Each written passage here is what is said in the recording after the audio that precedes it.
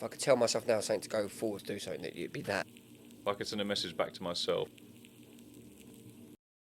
Just bugs me because I wish I had the mentality I've got now 20 years ago. When I was 20 and my body But then we was... always did it, didn't we? There's so many things like, you look back and Yeah. go like, if I could tell myself now something to go forward to do something, it'd be that. If I could send a message back to myself, it would be just before my accident happened. It would be... drive home half an hour later, buy Bitcoin. Yeah! Yeah! I'd send myself a message back to myself in 2007, the day before the car crash. Thought about it one time. I got it down to under 10 words, but I could send myself a message that would change my life immeasurably. And it was April the 18th, 2007, don't go to the gym, buy Bitcoin, or something like that. Because I'd gone to the gym, that's why I was going home at that time of night when the car came around the corner and crashed into my car. Yeah. Had I not gone to the gym that day after my personal training qualification, like I was doing a personal training course, and after the course I'd gone to the gym at home, and I was driving home. Had I not gone to the gym, I'd have gone home at a different time. And then the other bit was buy Bitcoin. Had I bought Bitcoin back then, would have changed my life forever. As it would have done many people's had they done back then. But this is me, and if I was to send myself a 10-worded message back in time, at the age of 18 or 19, or sometime just before my car crash, it would be April the 18th, 2007. How old was you when the car crash happened? 21. Have I known you since then? Not quite since then, no. So I was for 21 on April 18th, 2007 was when the car crash happened. Yeah. That was 2 months after my birthday, so I was 21. 6 months, 4 weeks in hospital, and then 5 months after that, so pretty much 6 or so months after that, I came off the crutches. But in that time frame, towards the end of that, when I was sort of moving around quite well, I started going out with my friends. Yeah. So we're talking sort of January, February 2000 and December. I remember slipping over in the snow on my crutches. So that must have been around 2008, like December 07 into January 08, sort of when it was cold and icy. Because I had a stirrup. I broke my right leg massively and I broke my left ankle. So I had to have what's called a stirrup, which is like a hard brace, which they casted to my left cast. So it took the weight off the ankle. But it did mean that there was no like give and it was very slippery. It was just like a U-bend of metal. Anyway, so I slipped over on that in the ice. Remember that? That hurt, especially because I tried to catch myself on my bad leg, which had the 17 break thigh bone. So that hurt. Fuck. Yeah, 3 months into a 6 month healing process. So So I was in town from about 2008 onwards. I was about 22, I guess, probably when we met, roughly, or became aware of each other.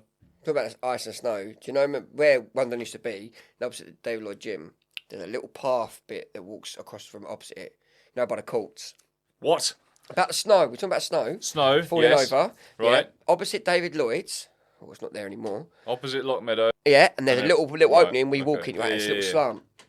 Well, one evening I was walking with snow. And I was walking on my phone, and I've literally walked. Didn't think about it. Walked and went to go down the slant, and literally went like a proper Home Alone. You know, slip. Went what? Bang! And I was still on the phone, and Matt went, "Oh, I'm just gonna lay here for a minute. I'm not fucking moving." And I was like in so much pain. My mate was just on the phone laughing You his managed head not off. to drop your phone though. You're like, whoop! Yeah, no, I didn't. I just stayed there. I was like, ah. Never guessed what just happened. It was so quick. It was just one of them. I just laid there. I was like, oh my god. Bit like make sure you don't drop your phone. Don't drop your phone. Yeah. It's still in my ear. Because I went. Most people would try and put their hands down when they're falling over. You would think that, wouldn't you? I would think that, yeah. Yeah. Well, when I was about 8 years old, walking home from school, remember the old pavements used to be made of the big slabs instead of the tarmacking. They used to have big old slabs. Yep. Anyway, they're uneven. You know, I'm walking down. I've tripped. Natural thing would be to put your hands out, wouldn't it? Well, for some dumbass reason, I didn't. And smashed my teeth. Smashed them in half there. And that's what my fear of dentist told me. I only imagine as you fall over, your brain's like, what's going on? What's happening? Whee! What's happening? Oh, I'm on Obviously, the floor. then you're younger and you're smaller. How did I get on the floor? It's when you're younger and smaller, it's quick. You know what I mean? Shorter distance. Yeah. But I just went, hit my teeth, smashed them. Had to go to the dentist. Had to scrape to them that they were still alive, and that's what created my fear of dentists, by the way, because I had no numbing. Because thing. you went to the dentist. No, they created had to fear. scrape to see if the teeth were still alive. So Okay. and I screamed my heart out there, take my heart in the room. I cried my eyes out, and ever since then, I have to be put to sleep for any treatment. Sleep anytime. I went to the dentist yesterday. And a tooth out. I had a tooth out. Is it? I How do you know it's time to go to the dentist? What time it's to go to the dentist? When it's 2:30. I was going to say, literally, I was about to come out with 2:30. I'd say to myself 2:30 all the time when I'm 2:30. working, and I measure out 2 meters 30 or something like that. 2:30. He's like, "How big is that bit?" I'm like, "2:30, mate." What? It's 2:30. No, I had to go and have a wisdom out because I've got too much wisdom. So Why'd you have to have it out? Because if you get too wise, you annoy people. Right, really? Like, why'd you have to have it out? Because in a way, it was annoying me. It was growing. Oh, different way. It sort of grew out slightly to the outward way, and it wasn't really a problem. But for about 8 years, it felt like I had a peanut stuck in my tooth, but it was slightly awkward to clean. And so yeah, I said to the dentist, "This tooth's buggering me." Is it buggering you, is it? Whoops. This tooth is bothering me. And he was like, "Yeah, sure, we'll get you referred to have it out." Yeah. The nurse, sir, Mm-hmm. came around quite quickly, actually, and I went and had it yesterday. It made me realise I did want to talk about it, to be honest, because it's weird, the sort of level of anxiety you can get from going to a dentist. I mean, not like you who has an issue, but even just me as a normal person who's quite good with going for medical stuff. I'm still like, they're going to fish around in my mouth and they're going to rip it out. And I've had a few teeth out before. And I was thinking this one, it's like you go in there and you sit in the chair and you're like, and even the dentist's like, "You okay?" I'm like, "Yeah," put on a brave face. There's nothing. The worst bit I always felt was having the injection, the local anaesthetic. Because that's the bit, you can feel that bit. Yeah. They're jabbing a needle into your mouth. And I had a wisdom on the bottom, on my jaw, out about a year ago.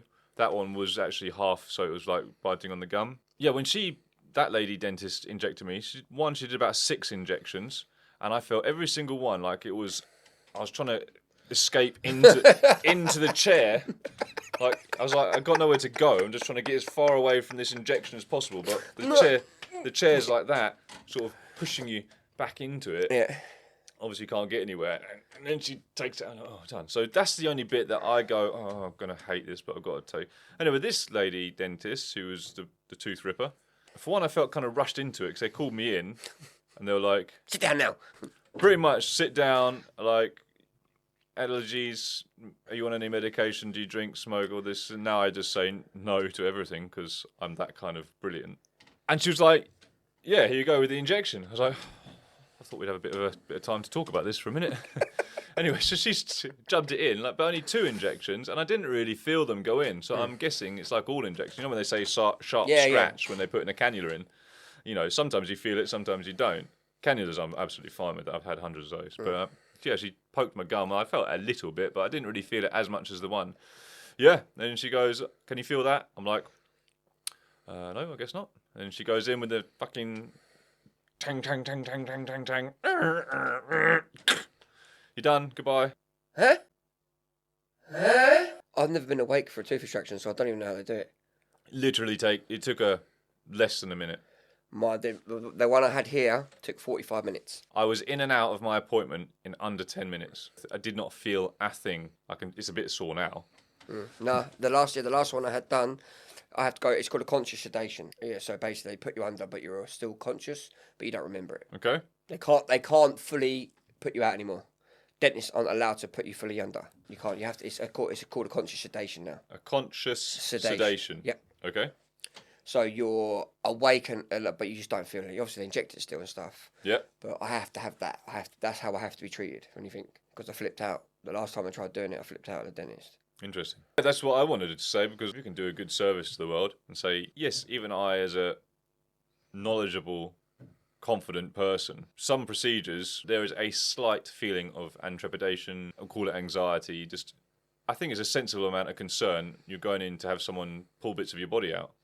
Yeah. Now, I used to go into all medical procedures, go on planes, go everywhere, do all that sort of stuff without thinking about anything. It's only in the last 5 or 6 years, I think, the more and more I deal with health and safety and the more I learn about problems and things going wrong, occasionally I'm like, well, I will get on this plane, but I'm now no longer in control of what's happening. There is a guy at the front of the plane flying it, and is whatever it is. So I don't feel great about planes anymore, but I still get on them. You know, I don't really cry about it. I'm just like, Do you feel that's? I don't feel like terribly bad about getting on them. I do feel a level of relief when we land. Do you not think? Do you feel that as obviously like as we've evolved and technology's evolved, information has become more available? Yep. You see videos more, obviously. Do you think that has anything to contribute to? Because back then, like getting on it, you never knew about big disaster. And this it was a big thing to be on telly. Yeah. And as us as younger children, now we never used to pay attention. Yeah, it's a valid point. I think so. For me personally, that knowledge alleviates a lot of stress. It's a bit of a take on the knowledge is power thing, but if you learn about a thing that scares you, really learn about it, chances are it's no longer scary, right? Because you understand it. Because we fear the unknown. If you said, put your hand in this mug, I mean, we know that there's nothing in the mug, right? I can't see from this angle that there's nothing in it, but I know it's pretty safe to put my hand in there. But if you said to someone else who didn't know about the mug, just thought it was like a portal to an unknown world, like, what's going to happen to my hand? Is it going to disappear? Is there a bug in there? Is there a bottom monster that's going to eat my hand? Fear of the unknown. Yeah. But it is you know. But the knowledge alleviates the anxiety. It's just like going, oh, there's nothing in there. It's safe, except now I've got my hand stuck. No, I don't. It's fine. Oh my God. It's the same like your chunky hands. Okay, have you ever held a snake? I think so. Would you hold a snake? Yeah.